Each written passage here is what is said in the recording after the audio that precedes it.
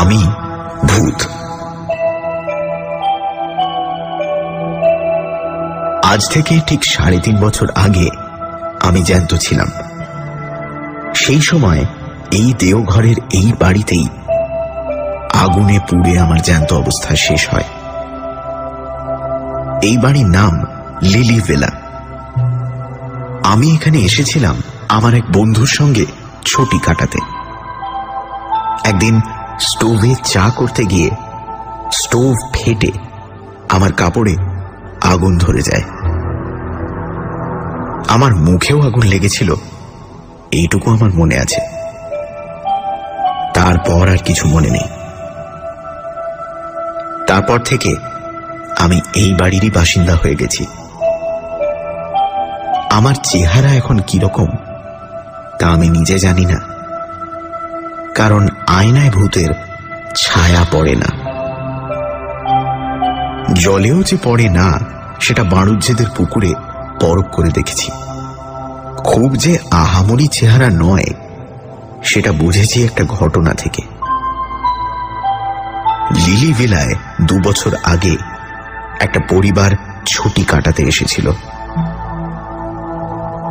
সেই পরিবারের কর্তা একদিন আমার মুখোমুখি হয়ে গিয়ে চোখ কপালে তুলে ভিড়মি গিয়েছিলেন। দোষটা আমারই। ভূত দেখা দেবে কি অদৃশ্য থাকবে সেটা ভূতের মর্জির উপরই নির্ভর করে। আমি অদৃশ্য থাকতে চেয়েছিলাম, কিন্তু অন্যমনস্কতার ফলে ভুল করে দেখা দিয়ে ফেলেছিলাম। এই ঘটনার পরে বুঝতে পেরেছিলাম যে আগুনে পুড়ে শরীর আর মুখের যে অবস্থা হয়েছিল, ভূত হয়েও সেই অবস্থাটাই রয়ে গেছে। এই ভিড়মি দেবার ঘটনার পর থেকেই এ বাড়িতে আর কেউ আসে না, কারণ হানা বাড়ি বলে এটার একটা বদনাম রটে গেছে। আমার পক্ষে এটা লোকসান, কারণ বাড়িতে জ্যান্ত লোকজন থাকলে আমার বেশ ভালোই লাগে। না হলে তো সেই একা একা দিন কাটানো। ভূত এ তল্লাটে আরো অনেক আছে, কিন্তু এ বাড়িতে তো নেই, কারণ এখানে আর কেউ কখনো অপঘাতে মরেনি। শহরের অন্য জায়গায় যে ভূত আছে তাদের সকলকে আমার পছন্দ নয়। কয়েকজন তো রীতিমতো মন্দ, যেমন নস্করদা বা ভীম নস্করের ভূত। ওর মতো কুচক্রী ফন্দিবাজ ভূত দুনিয়ায় দুটো হয় না। এই দেওঘরে কিছুদিন আগে লক্ষণ ত্রিপাঠী বলে এক পোস্টমাস্টার ছিলেন। লক্ষণের সঙ্গে সাপে নেউলে সম্পর্ক ছিল স্টেট ব্যাংকের কর্মচারী কান্তি ভাই দুবের। এক সন্ধ্যায় লক্ষণ ত্রিপাঠী পোস্ট অফিস থেকে বাড়ি ফিরছেন। শাহবাবুদের বাড়ি পেরিয়ে মাঠটার কাছে আসতেই ভীম নস্করের ভূত করল কি, ঝপ করে একটা তেঁতুল গাছ থেকে নেমে ত্রিপাঠী মশাইয়ের ঘাটটা মোটকে দিল। তারপর সে কি হই হুল্লোড়! থানা, দারোগা, কোর্ট কাচারি, মামলা, মোকদ্দমা, সবশেষে ফাঁসি পর্যন্ত। কার ফাঁসি? লক্ষণ ত্রিপাঠীর দুশ্মন কান্তি ভাই দুবের। যে খুনটা করল ভীম নস্করের ভূত, ঘটনাচক্রে সেই খুনের জন্য দায়ী হল কান্তি ভাই দুবে। এই উদর বোঝা যে বুধর ঘাড়ে চাপবে সেটা জেনে শুনেই নস্করের ভূত করেছিল কাণ্ডটা।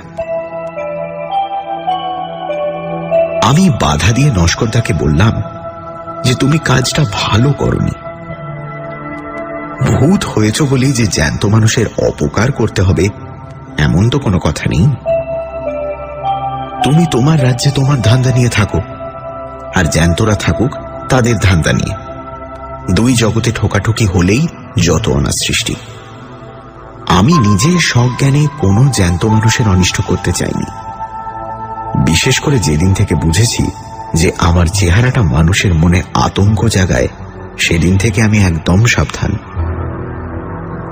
লিলি ভিলার পেছনে আম কাঁঠালের বনের একপাশে একটা পুরনো ভাঙা মালির ঘর আছে। সেইখানেই আমি পড়ে থাকি বেশিরভাগ সময়টা।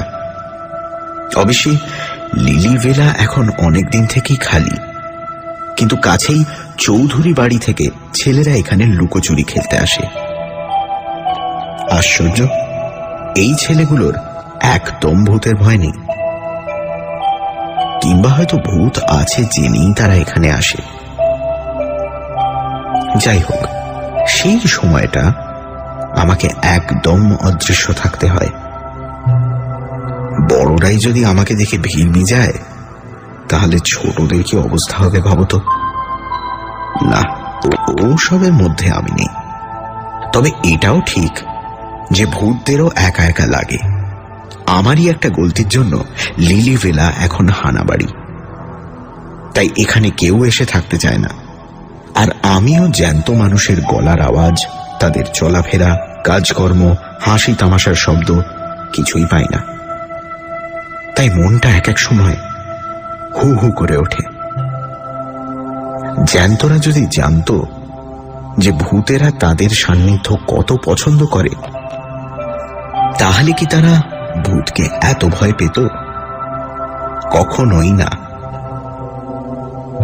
কিন্তু লিলি ভিলাতেও শেষ পর্যন্ত লোক এসে হাজির হল।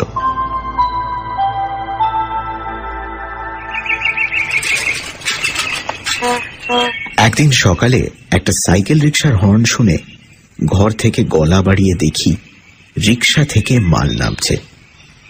কজন লোক? দুজন, একজন বাবু আর একটি চাকর। তাই সই, বেশি লোকের দরকার নেই আমার। নেই মামার চেয়ে কানা মামা ভালো। ভূতেরা দূর থেকেই খুব স্পষ্ট দেখতে পায়। তাই বলছি, বাবুটির বয়স বছর 50-এর কাছাকাছি। বেটে, মাথায় টাক, খোঁচা খোঁচা গোঁপ, ঘন ভুরু আর ভ্রুকুটি করা চোখ। বাড়িতে ঢুকেই চাকরটিকে বাবু বললেন, সব দেখে শুনে বুঝে নাও, আধ ঘন্টার মধ্যে আমার চা চাই, তারপর আমি কাজে বসবো। এই কথাগুলি অবশ্যই আমি মালির ঘর থেকেই শুনতে পেলাম।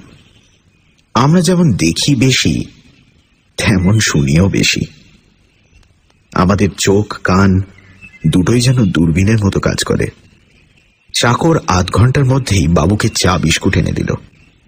বাবু তখন বাগানের দিকের ঘরটায় তার বাক্স খুলে জিনিসপত্র বার করে গুছিয়ে রাখছেন।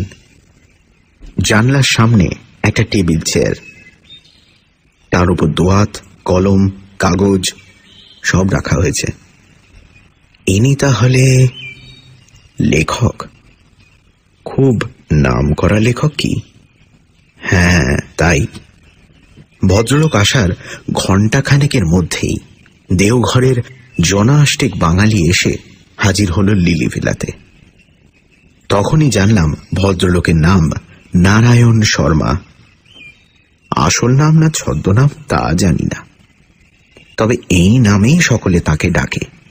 বাঙালির দল নারায়ণবাবুকে দেওঘরে পেয়ে কৃতার্থ। এত বড় একজন কাউকে তো সবসময় পাওয়া যায় না। তাই যদি ভদ্রলোকের আপত্তি না থাকে, তাহলে এখানকার সকলে তাকে একদিন সংবর্ধনা জানাতে ইচ্ছুক। নারায়ণ শর্মা লোকটি দেখলাম বেশ কড়া। বললেন, এখানে নিলিবিলিতে কাজ করতে পারবো বলে কলকাতা ছেড়ে এলাম, আর আসামাত্র আপনারা এসে সংবর্ধনা দেবার জন্য পিটাপিটি করছেন। এই কথায় অবশ্যই সকলেই একটু কাঁচুমাচু ভাব করলেন। তাতে আবার নারায়ণ শর্মা নিজেই নরম হয়ে বললেন, বেশ, আমাকে দিন 5 একটু নির্ঝঞ্ঝাটে কাজ করতে দিন, তারপর হবে খন সংবর্ধনা। বেশি বিব্রত করলে কিন্তু আমি আবার তল্পিতল্পা গুটিয়ে কলকাতায় ফিরে যাব। এই সময় ঘোষবাড়ির কর্তা নিতাই বাবু হঠাৎ একটা প্রশ্ন করে বসলেন, যেটা আমার মোটেই ভালো লাগলো না। তিনি বললেন, এখানে এত বাড়ি থাকতে আপনি লিলি ভিলা এসে উঠলেন কেন? নারায়ণবাবুর মুখে এই প্রথম হাসির রেখা ফুটল। তিনি বললেন, হানাবাড়ি বলে বলছেন তো? তা ভূত যদি আসে তাহলে তো ভালোই, একজন সঙ্গী পাওয়া যাবে। আপনি বোধহয় আমাদের কথাটা সিরিয়াসলি নিচ্ছেন না, বললেন হারু তালুকদার। কলকাতার এক ডাক্তার এখানে সপরিবারে এসেছিলেন। ভদ্রলোক নিজের চোখে দেখেছিলেন ভূত। সে নাকি বিভৎস ব্যাপার। প্রায় 15 মিনিট পরে জ্ঞান ফেরে ভদ্রলোকের। এখানে ভালো ডাক বাংলো আছে, ম্যানেজার আপনার খুব ভক্ত, বললে উনি নিজে সব ব্যবস্থা করে দেবেন। আপনি লিলি ভিলা ছাড়ুন। এইবার নারায়ণ শর্মা একটা অদ্ভুত কথা বললেন। আপনারা বোধহয় জানেন না যে প্রেততত্ত্ব সম্বন্ধে আমি যতটা জানি ততটা খুব কম লোকেই জানে। আমার এখনকার লেখার বিষয় হচ্ছে ওই প্রেততত্ত্ব। সেই ডাক্তারের অবস্থায় আমাকে কোনোদিন পড়তে হবে না, এটা আমি জোর দিয়ে বলতে পারি। তিনি ভূতের বিরুদ্ধে কোনো প্রিকশন নেন, কোনো ব্যবস্থা করেননি। আমি সেটা নেব এবং করব। ভূত আমার কিচ্ছু করতে পারবে না। আপনারা সদুদ্দেশ্য নিয়ে উপদেশ দিতে এসেছেন তা জানি, কিন্তু আমি এই লিলি ভিলাতে থেকেই কাজ করতে চাই। এই বাড়িতে আমি ছেলে বয়সে এসেছি, তখনকার অনেক স্মৃতি আমার এই বাড়ির সঙ্গে জড়িয়ে আছে। ভূতের বিরুদ্ধে ব্যবস্থার কথাটা আমি এই প্রথম শুনলাম। কথাটা ভালো লাগলো না। আর প্রেত তত্ত্ব, ভূত নিয়েও কোনো তত্ত্ব হয় নাকি? এসব কি বলছেন নারায়ণ শর্মা? অবশ্যই এখন এসব ভেবে আর কোনো লাভ নেই। রাতটা আসুক, আপনা থেকেই সব প্রশ্নের উত্তর মিলবে বলে আমার বিশ্বাস। তবে এই ব্যবস্থার কথাটা শুনে অবধি আমার মন বলছিল যে খবরটা একবার অন্তত মজা দেখবার জন্য ভীম নস্করকে জানানো উচিত। সে জ্যান্ত মানুষের ঘাড় মটকাবার কায়দা রপ্ত করেছে। না জানি সে এই খবর শুনে কি বলবে। বেলা যতই বাড়তে লাগলো ততই আমার ছটফটানিও বেড়ে চলল। শেষটায় আর না পেরে অদৃশ্য অবস্থায় মল্লিকদের 200 বছরের পুরনো পোড়ো বাড়িটায় গিয়ে নস্করদার নাম ধরে ডাক দিলাম। সে দোতলার পূব দিকের ছাদ ভাঙা ঘরটা থেকে হাওয়ায় ভেসে নিচে নেমে এসে কড়া সুরেই বলল, এই অসময়ে কেন? আমি তাকে নারায়ণ শর্মার কথাটা বললাম। শুনে নস্করদা প্রচন্ড ভ্রুকুটি করে বলল, বটে, বলি ব্যবস্থা কি সে একাই করতে পারে? আমি পারি না। কি ব্যবস্থা করবে? ভয়ে ভয়ে জিজ্ঞেস করলাম আমি বুঝেছিলাম যে নস্করদার মাথায় ফন্দি খেলছে। নস্করদা বলল, কেন? বেঁচে থাকতে 32 বছর ধরে ব্যায়াম করেছিল। ডন বৈঠক, মুগুর, ডাম্বেল, চেস্ট এক্সপ্যান্ডার কিছুই বাদ দিইনি। নারায়ণ ছোকরার ঘাড় মটকাবার শক্তি কি আমার নেই? ব্যায়াম যে সে করত সেটা ভীম নস্করকে দেখলেই বোঝা যায়। সে বিষ খেয়ে আত্মহত্যা করেছিল। তাতে তার দেহের কোনো বিকার ঘটেনি। তাই এখনো হাত পা নাড়লে শরীরের মাংসপেশি ঢেউ খেলে যায়। আমি বললাম, তাহলে? আমি জানি যে আমার হৃৎপিণ্ড থাকলে তা এখন ধুকপুক করত। তাহলে আর কিছুই না, বলল নস্করদা। আজ রাত 12টায় নারায়ণ শর্মার আয়ু শেষ। ভূতের সঙ্গে চালাকি করলে আর যেই করুক, ভূত কখনো ক্ষমা করবে না। বাকি দিনটা যে কিভাবে কাটলো তা আমি জানি। এদিকে নারায়ণ শর্মা সারাদিন ধরে ঘরে বসে লিখেছেন। বিকেলে সূর্য ডোবার বেশ কিছু আগে ভদ্রলোক ঘর থেকে বেরিয়ে বাইরে উত্তরের রাস্তাটা ধরে বেশ খানিক হেঁটে আকাশের সন্ধে তারাটা বেরোবার কিছুক্ষণের মধ্যে বাড়ি ফিরলেন। আজ অমাবস্যা, তাই চাঁদ নেই। আমি আমার ডেরা থেকে সবই লক্ষ্য করে যাচ্ছি। এবার নারায়ণ শর্মাকে দেখলাম একটা অদ্ভুত জিনিস করতে। সুটকেস খুলে একটা থলে বার করে তার থেকে একটা গুঁড়ো জিনিস এক মুঠো নিয়ে একটা ধুনুচির মধ্যে ছড়িয়ে দিয়ে তাতে আগুন দিয়ে ধুনুচিটা দরজার চৌকাঠের বাইরে রেখে দিলেন। সেই ধনুচি থেকে গল গল করে ধোঁয়া উঠতে লাগলো, আর দক্ষিণের হাওয়া সেই ধোঁয়াকে সোজা এনে ফেলল আমার ডেরায়। বাপ রে, একই ব্যবস্থা! ভূতেরা কোনো গন্ধ পায় না, কিন্তু এ গন্ধ দেখছি নাকের মধ্যে দিয়ে একেবারে ব্রহ্মতালুতে পৌঁছে গেছে। একই সর্বনাশ! এই অবস্থায় নস্করদাও এই বাড়ির ত্রিসীমানায় আসতে পারবে না। আর সত্যিই তাই হল। মাঝরাত্রি নাগাদ আমার ঘরের পেছনের পাঁচিলের ওদিক থেকে চাপা গোঙানি শুনলাম। সুধন্য, ও সুধন্য! সুধন্য আমার নাম। বাইরে বেরিয়ে দেখি রাস্তার ধারে ঘাসের ওপর নাক টিপে বসে আছে ভীম নস্কর।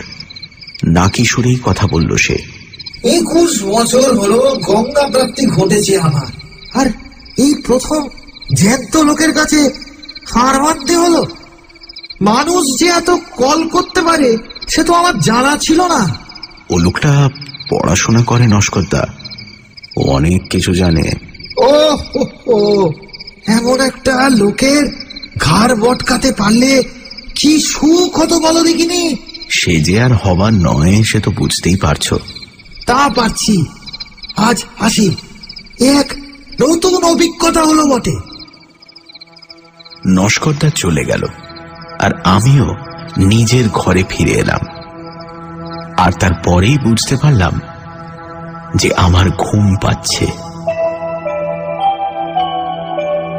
ভূতের চোখে ঘুম, এই যে অভাবনীয়, অবিশ্বাস্য ব্যাপার।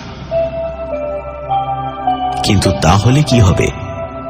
ওই ধোঁয়াতে এমন জিনিস আছে যা ভূতকেও ঘুম পাড়ায়। অথচ রাতই হলো ভূতের চড়ে বেড়ানোর সময়।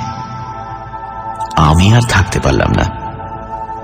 একটা ঝিম ধরা অবস্থায় ঘরের মেঝেতে শুয়ে পড়লাম। ঘুম ভাঙল একটা গলার শব্দে। সময়টা সকাল। আমি ধড়ফড়িয়ে উঠে বসলাম। বসেই সামনে তাকিয়ে চক্ষু স্থির। ইনি যে নারায়ণ শর্মা সেটা বুঝতে পারছি, কিন্তু এর এমন দশা হলো কি করে? নারায়ণ শর্মাই আমার প্রশ্নের জবাব দিলেন। চাকরটা ঘুম থেকে ওঠেনি দেখে স্টোভ জ্বালিয়ে চা করতে গেছিলুম। স্টোভটা বাস্ট করে। ওরা বোধহয় ওদিকে আমার মৃতদেহের সৎকারের ব্যবস্থা করছে। আমি একটা ডেরা খুঁজছিলাম, তখন এই ঘরটা দেখতে পাই। তা এখানে আরেকজনের ঠাঁই হবে কি? আমি অত্যন্ত খুশি হয়ে বললাম, নিশ্চয়ই হবে।